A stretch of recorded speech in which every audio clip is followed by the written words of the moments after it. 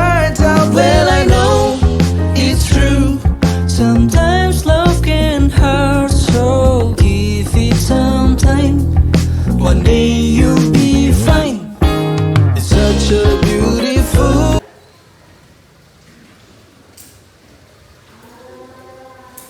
Ada tautan madres yang sudah saya kirimkan di grup Bapak Ibu, silakan dibuka.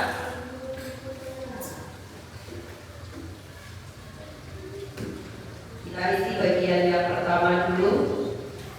Pertanyaannya adalah, hukuman dapat mendisiplinkan murid. Apakah ibu-ibu setuju atau tidak? Boleh dijawab di situ sekalian dengan alasannya. Link address sudah saya posting di grup ya.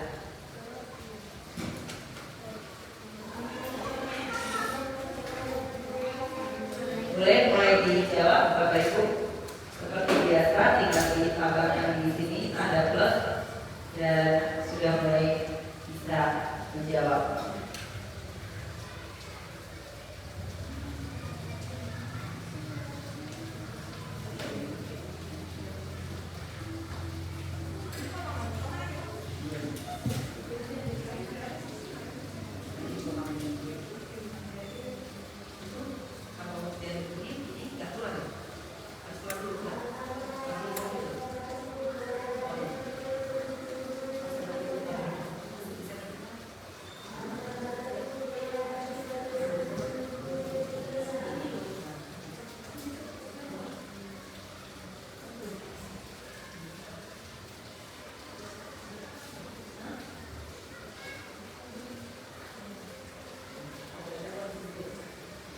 Baik, setuju ya. Kasih nama juga boleh.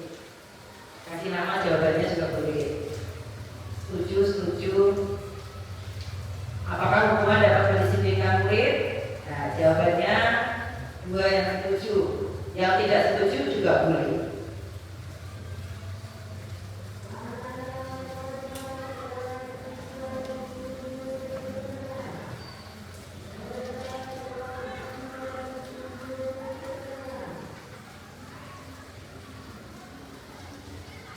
Yang setuju sudah 4. Ya, bagian pertama dulu Bapak Ibu. Oh, boleh mau langsung yang kedua? Tidak boleh. Oke, lanjut belajar. Ya. Yang pertama, hukuman dapat mendisiplinkan murid. Setuju atau tidak? Link Padlet sudah ada di grup ya.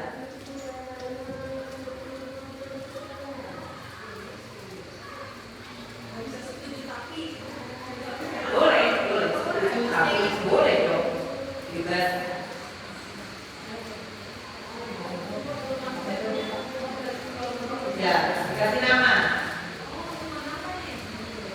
Kita 3 dulu ya. Yang bagian 1, bagian 2, bagian 3 ya. Jadi kita yang sampai sini dulu. 1, 2, 3. Yang dijawab 1, 2, 3 dulu ya. Yang ini nanti. Nah,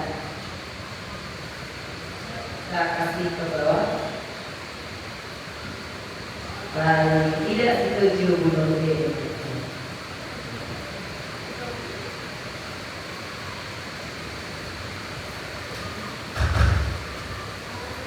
Baik, sudah jawab semua bagian 1.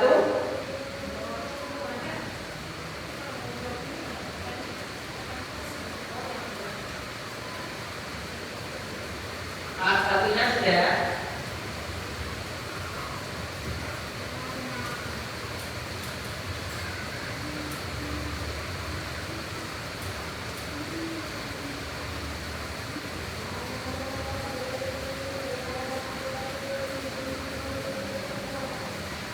Nah, bedah satu persatu ya. Ini yang setuju semua. Yang tidak setuju itu saja.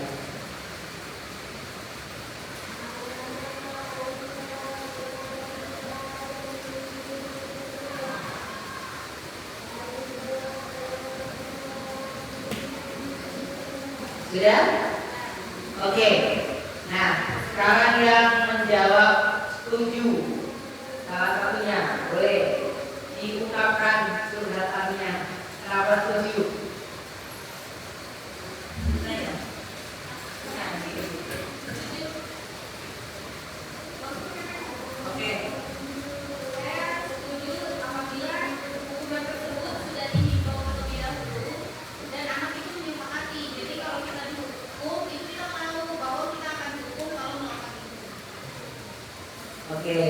jadi sudah disepakati dulu hukumannya, gitu ya, setuju.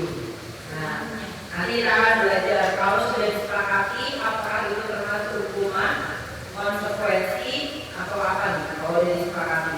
Ternyata ada bedanya ya, hukuman dan segala hukuman itu seperti apa. Oke, tidak ada jawaban yang salah ya, semuanya benar. Ya, jadi menurut Ibu Sitna, hukuman akan mendisiplinkan murid asalkan hukuman itu sudah disepakati terlebih dahulu. Oke. Ada yang lain lagi yang setuju? Ya, ya, oke, setuju.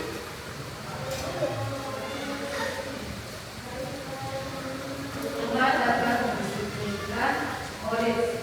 Di sini saya setuju. Setujunya karena mungkin hampir sama dengan dari musibah tadi. Nah, kalau kita tidak intinya sudah ada kesepakatan apabila dia melanggar, nah hukuman itu berlaku. Dan kalau kita tidak menyikapi seperti tadi, maka akan berlaku senatnya. Contoh yang konkret dari saya alami.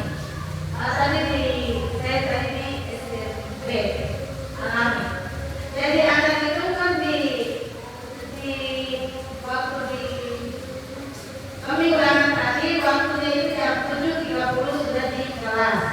Ternyata saya sebagai guru datang tidak sampai ke sana. Mereka datang saya tanya kanan bilang rumah dekat, terus ada yang baru bangun. Kalau kita sudah punya komitmen seperti itu, jadi anak itu dia sudah berjalan setengah jam dia baru masuk. Sesuai kesepakatan anak tadi tidak dikasih hukuman, artinya tidak diperhatikan supaya dia sekalipun rumah dekat, waktu kita harus komitmen. Terima kasih. Oke, hampir sama dengan jawaban Ibu Sitna ya. Hukuman dapat mendisiplinkan murid asalkan sudah diberitahu dulu bahwa secara melanggar dia diberi hukuman, gitu ya.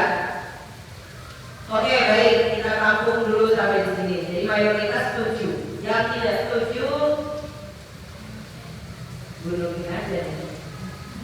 Ya, boleh. Monggo Bu. Yang tidak setuju. Atau hukuman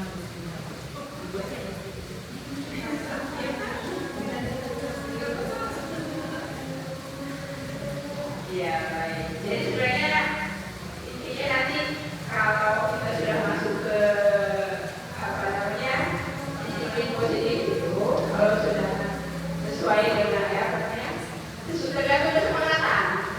Kalau kesepakatannya apa dulu, gitu ya.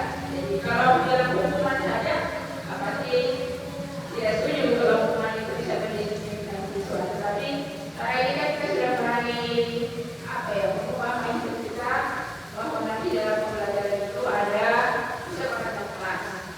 Bagaimana kesepakatan kelas itu kita jalankan sesuai dengan kesepakatannya. Tapi yang melanggar itu ada konsekuensinya.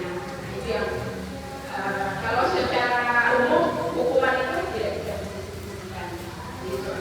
Karena bisa saja efeknya banyak. Artinya ada apa ya? Ada hal negatif yang bisa kita dapatkan dengan adanya hukuman tersebut. Oke. Baik, terima kasih Bu. Ya, nanti kita akan sampai pada materi hukuman dan konsekuensi apa bedanya. Nanti kita akan masuk di situ. Baik, yang berikutnya pertanyaan kedua, hukuman fisik menimbulkan efek jera, setuju atau tidak setuju? Ada yang setuju, ada antara iya dan tidak, mau bahaya. Ya, tidak setuju dan setuju hanya cocok pada anak-anak kelahiran 90-an. Berarti saya udah gak cocok ya. Oke, baik. Ada yang menjawab setuju? Antara iya dan tidak, yang jawab siapa ini? Antara iya dan tidak. Yang lain setuju? Antara iya dan tidak, gua bisa lagi. Antara dia dan Jadi untuk teman fisik ini ya dilema buat kita guru. Masalahnya ini kita mau pukul, kadang biasa emosi, timbul emosi namanya manusia biasa. Apalagi pas jam mengajarkan edukasian anak-anak itu dia bantu dan segala itu sudah bercampur aduk. Tidak ada murah salah satu umum. Tapi kadang juga kita berpikir ini tidak boleh. Karena kan undang-undang sudah ada undang itu kan jadi main fisik kita jadi bulan-bulanan lagi jadi artinya bagaimana ya? Jadi paham omongan lah gitu. Jadi serba salahnya itu makanya saya katakan dia tidak jadi namanya manusia biasa lah. Dia wajar-wajar saja kadang ya kita minum emosi mungkin sudah bercampur aduk dengan apa-apa akhirnya kadang-kadang jadi korban. Salah satu pikiran saya kalau dia tidak terima kasih. Oke, baik, antara ya dan tidak. Ya. Pengennya buku fisik ya kan? Tapi ada undang-undang yang melarang kita melakukan bullying baik itu secara fisik maupun verbal. Apalagi sekarang dibikin lapor ke polisi gitu ya masih orang-orang. Nah ini menjadi dilema bagi bangsa ini. Kadang-kadang secara manusiawi kita tidak bisa mengendalikan emosi. Sudah jam terakhir, lapar, panas, anaknya lari-lari gitu ya. Terus mau digimanain gitu. Ya. Oke, nanti kita akan diskusikan bersama. Terus kemudian yang tidak setuju. Ini siapa yang tidak setuju? Gak ada namanya. Oh Lia, Ibu Lia tidak setuju.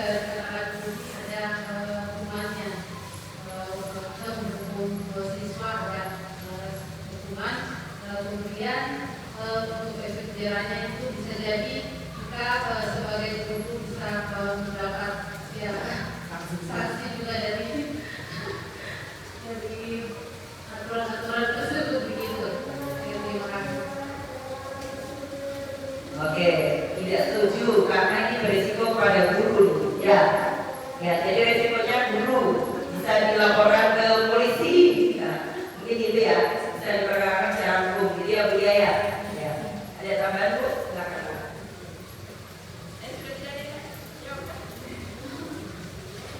Baik. Jadi kalau hukuman fisik ini dia juga bisa berefek negatif pada siswa. Bisa saja dia terjadi penurunan harga diri misalnya. Apalagi kalau itu di depan teman-temannya. Jadi akan menyebabkan efek negatif yang berkepanjangan. Bisa saja mentalnya menjadi rusak, anak yang sebenarnya jadi anak yang sebenarnya mungkin semangat setelah mendapat hukuman bisa saja jadi malu dan akibatnya akan merusak, bahkan bisa merusak hubungan antara murid dan guru. Seperti itu. Jadi itu saja tulisnya. Terima kasih. Baik, terima kasih Bu.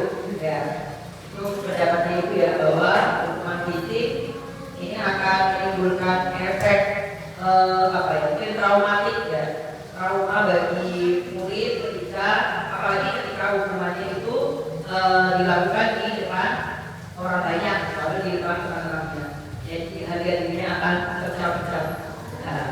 Ya oke, Bapak dan Ibu, setelah kita berefleksi kita akan lihat ya sebenarnya hukuman ini apakah bisa diterapkan dalam keseharian kita dalam belajar atau sebaiknya dihindari. Nah kita akan bedah ya, kita akan ulang lagi belajar tentang ini disiplin positif. Ini sebenarnya sudah sering kali bawakan ya. Kalau Bapak Ibu komite pembelajaran yang ikut luka karya itu sering dapat ini materinya. Nah ini Bapak Ibu. Nah pada pembahasan ini pada hari ini kita punya tujuan ya. Jadi dari kita nanti diharapkan mampu memahami pentingnya menciptakan lingkungan yang aman dan nyaman berbasis disiplin positif pada sekolah. Jadi disiplin positif nanti jalan, anak-anak tidak merasa disiplin itu adalah sesuatu yang berbeda. Dari anggapan kita selama ini bahwa disiplin itu adalah ketegangan, ya, tegang, tertekan, ya. Kalau kita sudah benar disiplin itu apa ya? Sesuatu yang tegang, tertekan, tidak bebas. Ya. Padahal kata disiplin sendiri itu artinya adalah belajar, belajar untuk mengenali diri kita nih, mengendalikan diri kita. Nah, kita akan lanjut. Ini adalah tujuan pembelajaran kita hari ini. Nah ini ya, disiplin adalah segala sesuatu yang dilakukan seorang pada orang lain untuk mendapatkan kepatuhan. Jadi yang dilakukan oleh murid dalam rangka untuk mendapatkan kepatuhan. Nah ini Bapak Ibu, untuk memulai menanamkan disiplin positif, kita perlu mengenal ini dua hal yang berbeda, yaitu stimulus respon dan teori kontrol. Kalau yang mana ini? Kalau yang sebelah kiri, stimulus respon, itu cara berpikirnya adalah menang atau kalah. Sedangkan teori kontrol itu berpikir menang dan menang. Apa saja? Nah itu ada di situ Bapak Ibu. Bisa dilihat, bisa dibaca. Bahwa kalau di stimulus respon itu orang lain bisa saja mengontrol saya. Itu paradigmanya. Sedangkan di teori kontrol bahwa tidak ada orang lain yang bisa mengontrol diri saya selain diri saya sendiri. Nah, jadi perlunya nanti motivasi internal. Jadi saya sendiri yang mengontrol.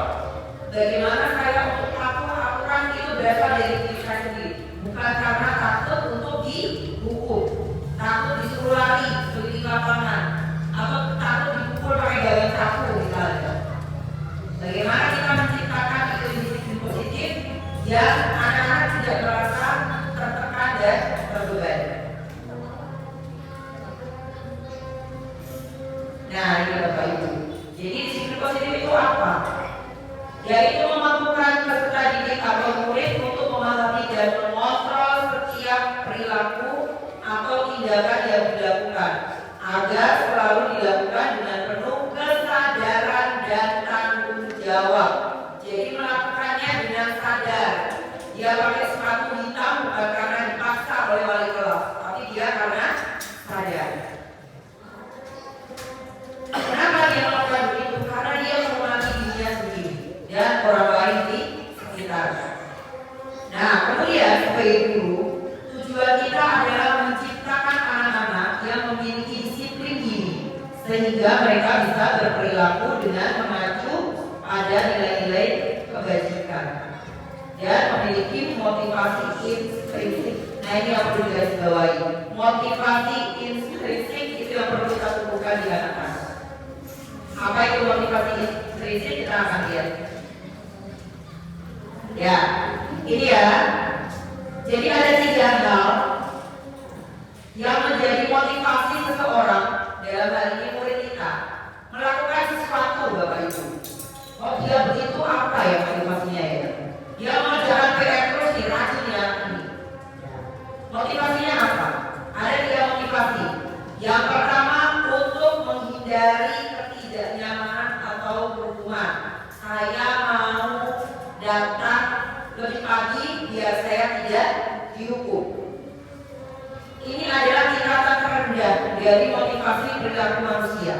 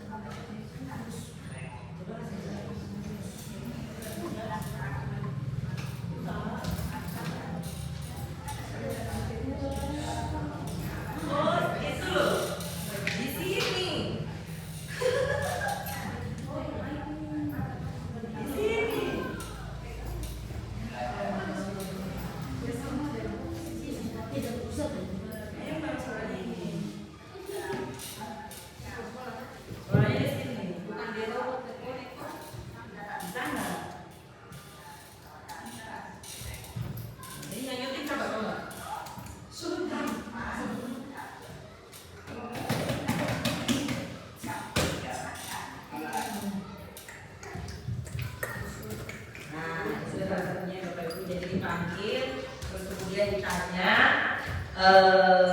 mengapa ya, ditanya mengapa dipanggil, terus ditanya alasannya, terus kita bimbing anak itu untuk menemukan solusi dari yang sudah dia lakukan.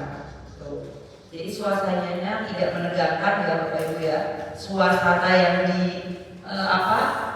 kita lakukan, kita kondisikan itu tidak menegangkan. Kita akan lihat testimoni anak-anak ini ketika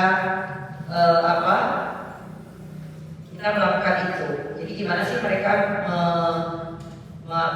menanggapi ya restitusi yang kita terapkan. Kemarin sempat tapi sayangnya saya tidak rekam ya.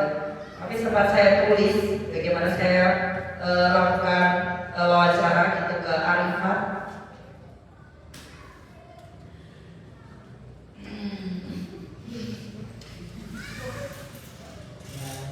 Begitulah ya. Padahal ini pakai HP nih.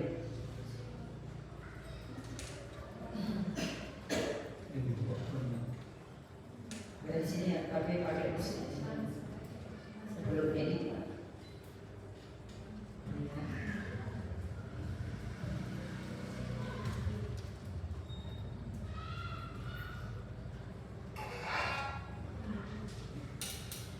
Ya, jadi ini setelah mereka kita restitusi apa pendapat mereka di sini? Guna pendapat itu.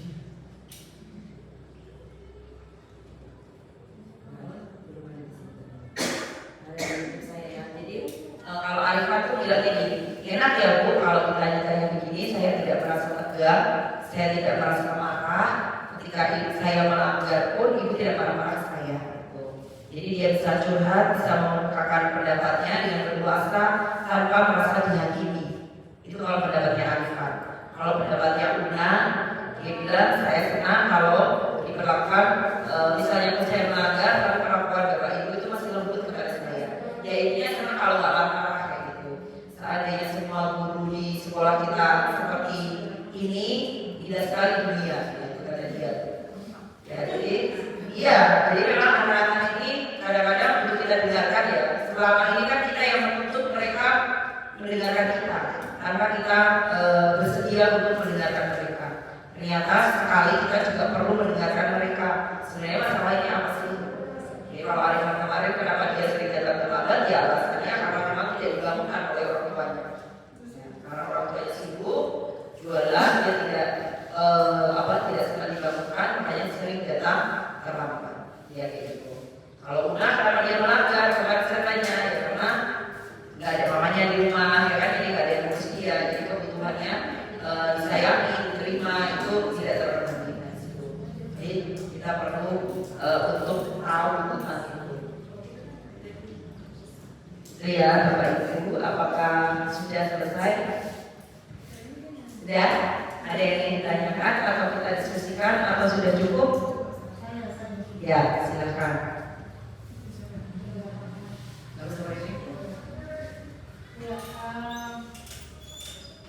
Ini contoh kecil ya, kalau misalkan kita restitusi, contohnya tadi Arifan ya, dikatakan bahwa saya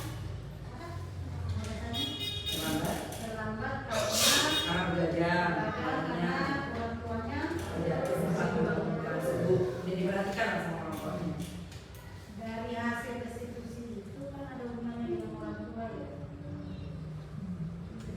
Jadi hasilnya restitusi tapi perlu disampaikan ke orang tua. Iya. Supaya orang tuanya paham dan mungkin sebaiknya orang tua dipanggil. Ya, jadi ya sudah. Ya, Oke. belum. Oh iya. Terus selanjutnya contoh kecil ini masalah Yang besar lah, yang kecil-kecil. Contoh besar lah. ini namanya hukuman atau apa ya?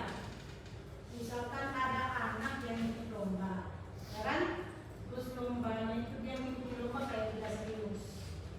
Nah, saya panggil lah. Terus saya bertanya ke dia bahwa alasannya apa yang saya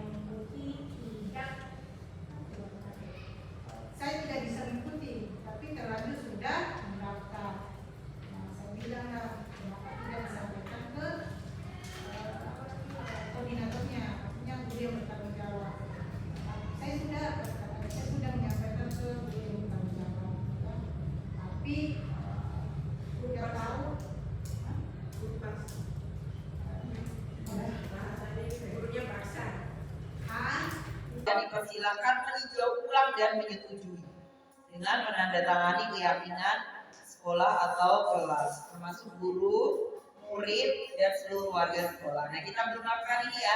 Kita belum punya keyakinan sekolah yang ditandatangani oleh seluruh warga sekolah. Kemudian keyakinan sekolah atau kelas selanjutnya bisa dilekatkan di dinding kelas atau di sekolah di tempat yang bisa dilihat oleh semua warga. Jadi kalau sekarang keyakinan kelasnya dilarang, tidak boleh, kita harus mengubahnya menjadi kalimat positif. Kenapa harus pakai kalimat positif? Mau dicoba? Coba. Sekarang ya, kenapa harus pakai kalimat positif? Sekarang tutup tangannya di meja ini. Bisa? Coba kita praktekkan kenapa kita harus pakai kalimat positif. Coba. Tutup di ini lah, ini ya. Sudah? Sudah? Dengarkan kalimat saya. Jangan bayangkan gajah. Jangan bayangkan gajah. Jangan membayangkan gajah. Jangan membayangkan gajah. Jangan membayangkan gajah. Sudah. Sekarang boleh diangkat kepalanya. Apa yang tadi dibayangkan? Gajah. Gajah. Iya. Gajah? Gajah. Ya. Itu kan? Padahal ada kata jangan. Coba kita begitu. Jangan lari-lari. Jangan lari-lari. Apa yang ada? Lari-lari. Ya kan? Itu yang perlu kita ini. Jangan lari-lari. Jangan terlambat. Jangan terlambat. Jangan terlambat. Apa yang ada di kepalanya? Terlambat. Itu bedanya kita menggunakan kalimat negatif dan positif. Makanya kalau anak-anak, kalau kita larang, kok dilarang kok malah kayak disuruh ya? Ya iya, karena yang dimasukkan ke kepalanya yang dilarang itu, ya kan? Iya. Ya, silakan datang tepat waktu. Apa yang ada dalam benaknya? Tepat waktu. Membuang sampah pada tempatnya. Jangan nakal ya nakal. Ya, jangan berantem sama temannya. Berantem, ya. Baik-baik ya sama temannya, saling menyayangi ya.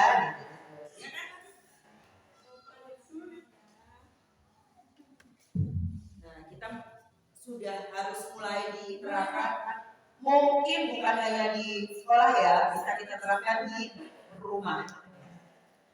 Ini sudah mau tanggal muda, itu lebih muda lagi tuh ya. Muda lagi. Nah kalau sekarang mungkin ya, kalau sudah mulai menipis, sabaran mulai menipis isu, nah sudah mulai bubar kan parentingnya. Ya. Oke, nah ini Bapak Ibu perbedaan hukuman, konsekuensi dan restitusi. Nah ini hukuman, ya kan? Murid atau anak akan tersakiti. Ya. Kalau konsekuensi, murid merasa tidak nyaman. Nyaman nggak? Kalau dia misalnya nih, kamu terlambat, apa ya? Kalau konsekuensi, misalnya terlambat di pelajaran bahasa Arab, temennya udah menghafal semua, karena dia terlambat, dia sudah menghafal. Temannya mengucapkan kosakata dalam bahasa Arab 1 kali. Karena dia terlambat, dia suruh mengucapkan kosakata bahasa Arab 5 kali. Dia nyaman nggak dengan konsekuensi itu? Itu masih ada hubungannya ya? Itu bukan hubungan. Nyaman nggak dia? Tidak nyaman.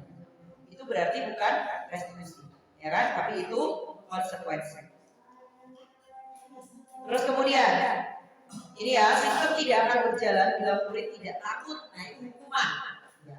Dibikin takut dulu nih. Dibikin takut. Nanti kamu enggak. Ini sering yang dilakukan ibu-ibu diacem kan anaknya kan. Nanti kamu enggak dapat ini loh, kalau enggak ini loh, ya kan? Mereka terpaksa melakukannya karena takut mamanya marah. Kayak siapa tuh kan? Dia simpen apa itu sokoknya biar nanti jangan sampai ibu marah nih kalau saya kasih bilang sebenarnya. Jadi dia menjaga barangnya bukan karena pengen benar-benar menjaga, tapi karena pengen dia tidak dimarahi.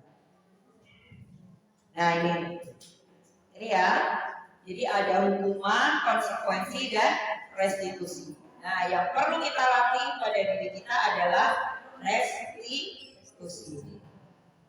Ya, kita akan lihat restitusi itu apa sih. Nah sebelum itu kita perlu mengenal 5 kebutuhan dasar manusia. Jadi kenapa sih anak-anak ini melanggar aturan? Apakah kebutuhan dasarnya tidak terpenuhi? Kebutuhan dasarnya itu apa?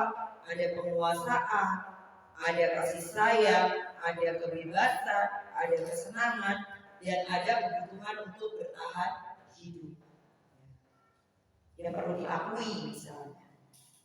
Nah itu berarti kalau dia di rumah, kalau dia sama temannya ini ya, sering berantem ya, mulutnya aja misalnya sama temannya.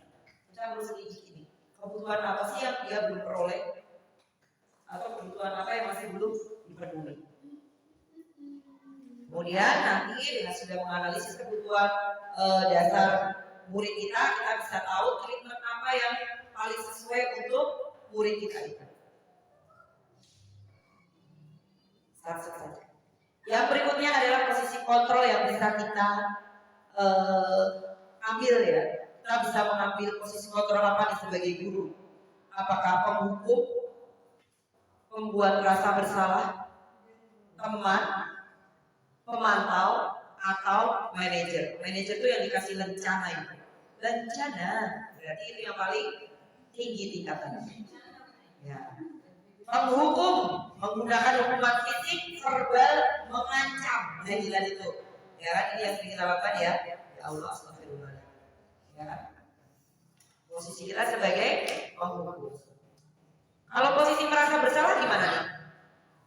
Kamu nggak kasihan sama ibu udah panas-panas, ya kan? Iya. Kita berikan tekanan sama siswa sehingga siswa kita merasa bersalah. Kamu nggak kasihan ya sama orang tuamu? Orang tua sudah capek-capek membiayai kamu begini, dia merasa bersalah nggak? Ya, berarti itu kita posisinya sebagai membuat rasa bersalah. Itu biasa yang saya lakukan itu kan. Nggak kasihan sama ibu udah capek-capek seharian ngurus ini ngurus itu. Udah mulai ya. Terus dia merasa bersalah, kecil hati ya kan. Yang berikutnya adalah mengontrol murid atau posisi kita sebagai teman. Ya, dibujuk. Nah ini juga rawan ya kadang-kadang posisi kita sebagai murid. Iya, jadi kelemahannya adalah ketika dia tidak bertemu kita, dia tidak akan melakukan itu. Contohnya misalnya, karena dia merasa nyaman dengan bumi, ya kan? Dia bisa melakukan apa saja demi saya. Ketika saya nggak ada, dia sudah nggak peduli lagi. Karena dia melakukannya hanya demi bumi. Itu posisinya sebagai teman. Dibujuk demi ibu ya. Kamu lakukan ya, biar untuk ibu ya, demi ibu ya. Iya bu. Berarti posisinya sebagai teman. Terus yang keempat adalah pemantau. Ini adalah melandarkan tindakan pada peraturan dan konsekuensi atau mantau. Terus yang terakhir adalah sebagai manajer. Ini adalah posisi yang paling tinggi, mempersilahkan murid mempertanggungjawabkan perilakunya dan mendukung murid untuk menemukan solusi atas permasalahannya sendiri. Seperti kita loh, kalau Pepo dulu nih, tanya permasalahannya apa, solusinya apa. Nah itu juga, kita juga perlu praktekkan itu ke murid. Nah ini, sekarang kita akan analisis nih. Siapa yang mengatakannya? Nah, ini. Posisi apa nih? Kalau ibu bapak mengatakan ini, sampai kapanpun kamu tidak akan menjadi orang yang berhasil. Ini apa nih? Posisi kita ketika kita mengucapkan itu. Apa ini? Kayak semacam Ini.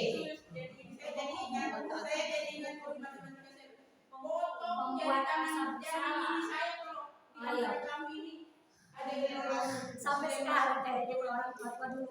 Nah, apa ini? Menghukum sampai kapanpun pun kamu tidak akan menjadi orang yang berhasil. Membuat rasa bersalah, menghukum, ini kategorinya. Kalau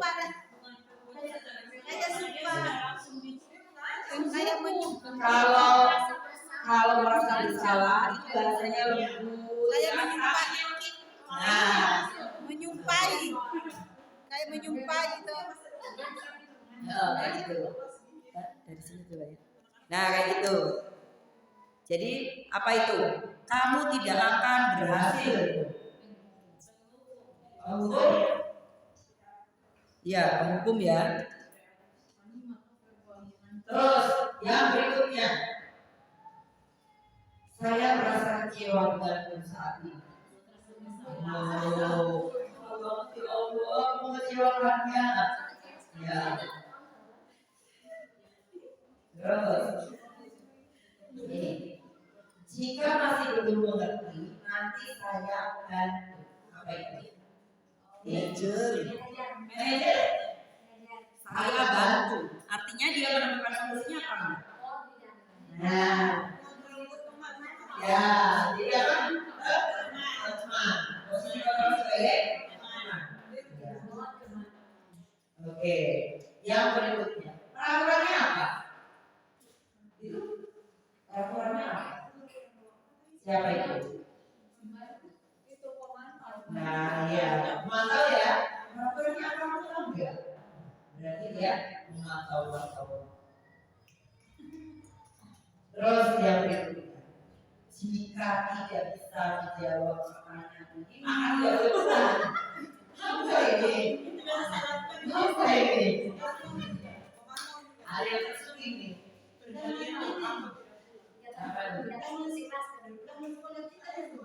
Apa ini?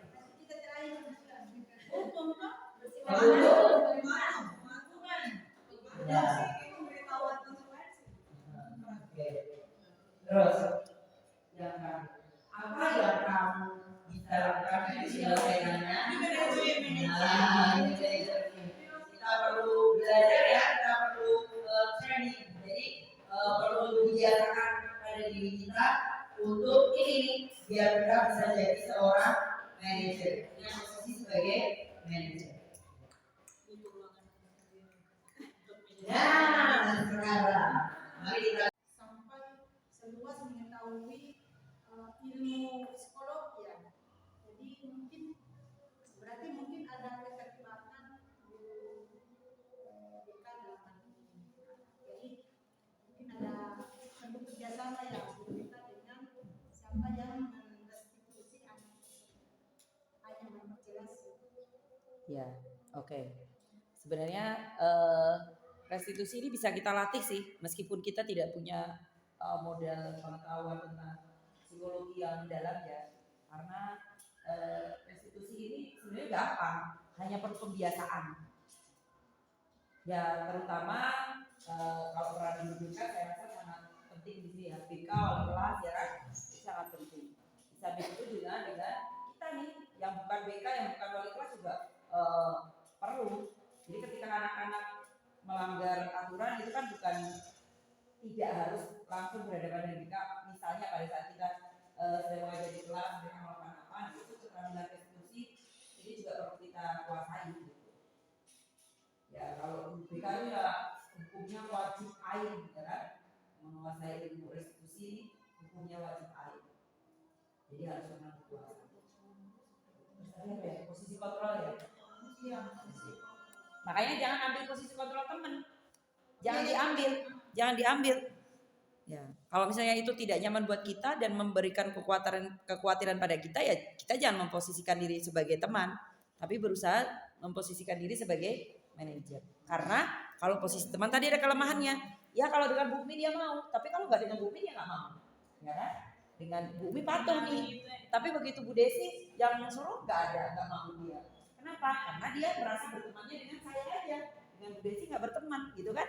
Ya, makanya posisi kita jangan sebagai teman, karena teman itu dia melakukannya demi kita nih. Kalau nggak ada kita ya udah enggak. Tapi ini pemberian pemaparan berkaitan dengan yang harusnya idealnya itu harus dimiliki dalam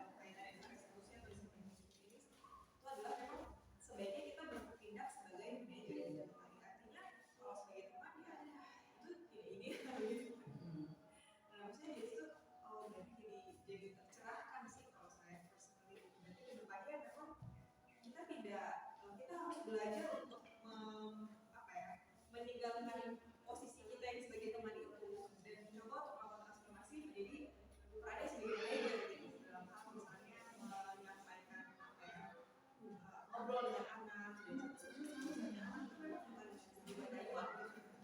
Iya.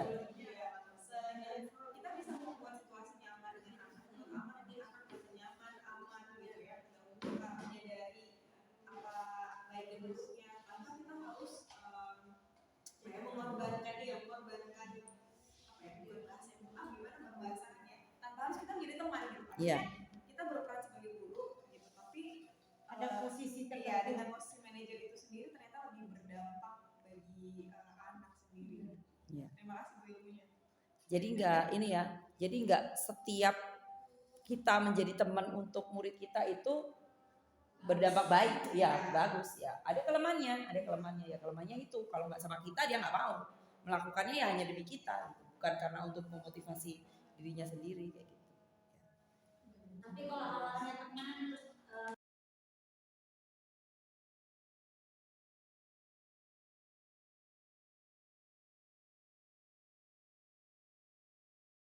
Assalamualaikum warahmatullahi wabarakatuh. Perkenalkan, nama saya Fajriana Ningsi, guru SMA Muhammadiyah Alamin Kota Sorong.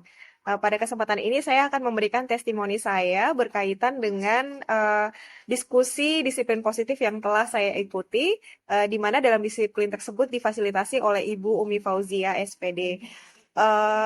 Testimoni yang dapat saya berikan setelah mengikuti disiplin positif tersebut adalah saya menyadari bahwa sebagai seorang guru yang telah menjalani profesi selama kurang lebih 5 tahun, saya telah mengalami beberapa perjalanan dalam penerapan disiplin positif dalam lingkungan sekolah saya. Disiplin positif tersebut sebenarnya kalau dilihat memiliki banyak konsep yang berarti, termasuk di dalamnya terdapat posisi kontrol yang dapat kita pegang. Dahulu saya sering sekali menemukan diri saya menempatkan pada penegakan aturan yang keras dan terjebak dalam siklus pemberi hukuman kepada siswa. Namun setelah mengikuti diskusi positif kemarin, saya menyadari bahwasanya guru itu memiliki pilihan untuk menempatkan dirinya pada posisi kontrol seperti apa ketika menerapkan disiplin positif tersebut terhadap peserta didik. Saya menyadari bahwa ada cara yang lebih baik untuk mendidik dan membimbing anak-anak ataupun siswa, yaitu belajar untuk menentukan posisi yang baik. Dalam hal ini diharapkan saya dapat belajar untuk menerapkan posisi sebagai manajer, di mana bila dalam posisi manajer kita bisa berperan penting dalam mengajak anak menganalisis kebutuhan dirinya maupun kebutuhan orang lain, dan melalui pendekatan posisi sebagai manajer ini kita bukan hanya menekankan pada kemampuan untuk membuat konsekuensi kepada anak, namun anak diajak untuk berkolaborasi dengan di mana mereka juga belajar untuk memperbaiki kesalahan yang ada. Melalui forum diskusi kemarin tentang praktik disiplin positif, sebagai guru saya menyadari bahwa diskusi tersebut dapat memberikan saya insight baru untuk meningkatkan keterampilan dalam menciptakan lingkungan belajar yang mendukung inklusivitas, memfasilitasi pertumbuhan peserta didik secara holistik. Dengan rendah hati saya memberikan testimoni tentang kekuatan dan keajaiban disiplin positif dalam pendidikan ini.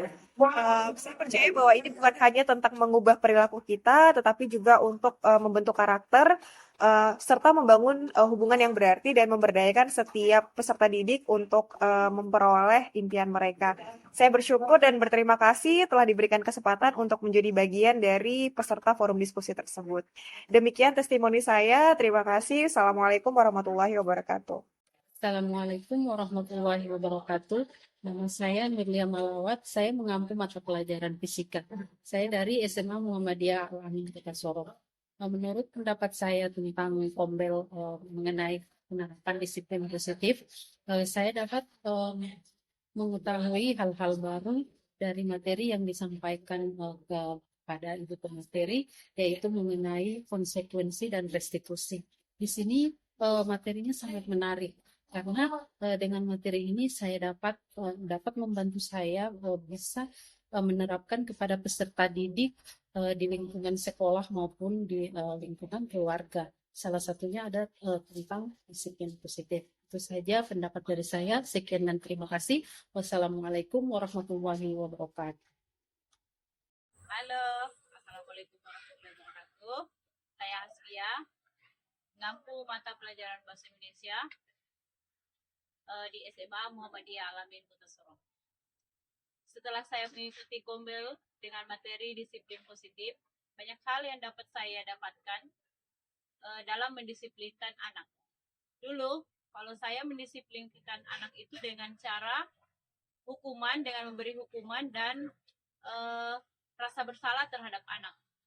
Setelah saya mengikuti, saya akan merubah diri saya dengan menjadi pemantau atau bertahap menjadi manajer. Pemateri kemarin itu sangat bagus, materinya mudah dipahami, pematerinya menyampaikan dengan cara yang mudah dipahami. Saya sebagai peserta sangat antusias dalam mengikuti kegiatan kemarin. Assalamualaikum warahmatullahi wabarakatuh.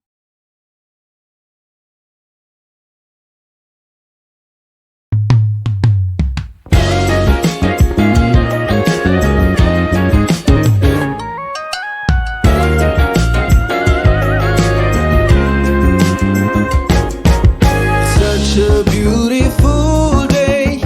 Why are you so blue? Hey, it's been too long that you shut your heart out. Well, I know it's true. Sometimes love can hurt, so give it some time.